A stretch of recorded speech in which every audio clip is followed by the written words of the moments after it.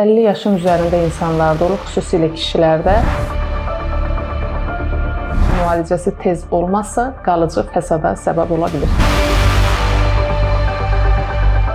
Bəzi baş ağrılar var ki, onlar müşahidə edildikdə təcili nevroloji müayinə, yardım və müdaxilə lazımdır. Bunlardan birincisi ani başlayan, çox şiddətli olan, sanki göy gürültüsünü xatırladan bir baş ağrısıdır. Biz xəstələrdən soruşduqda ki, 10 üzərindən neçə bal verərsiniz? 10 üzərindən 10 bal verirlər. Başım çox şiddətli, sanki başımın içində ildırım çaxtı şəklində bir baş ağrının olduğunu ifadə edirlər. Bu daha çox beyin qanamasının bir növü olan subarachnoidal qanamada beyin anevrizmasının partlaması zamanı müşahidə edilir. İkinci növbədə qeyd etmək istəyirəm, baş ağrısı ilə yanaşı görmənin azalması, başın dərili hissəsində bir həssasiyyətin olması, çeynəmə ilə ağrının olması və bu ağrı əsasən 50 yaşın üzərində insanlarda olur, xüsusilə kişilərdə. Bu böyük hüceyrəli damarların, arteriyaların iltihaplanmasına bağlı ortaya çıxan və temporal arterit adlandırdığımız bir baş ağrı növüdür. Və bu baş ağrı növü diaqnostikası və müalicəsi tez olmazsa qalıcı fəsada səbəb ola bilir. Buna görə də diaqnostikasının tez olması üçün bunu ciddiyə almaq və vaxtında müayinə olmaq vacibdir. Üçüncü baş ağrısı, bu da şiddətli bir baş ağrısıdır. Baş ağrısından əlavə görmədə azalma, bundan yanaşı göz qapağında düşmə və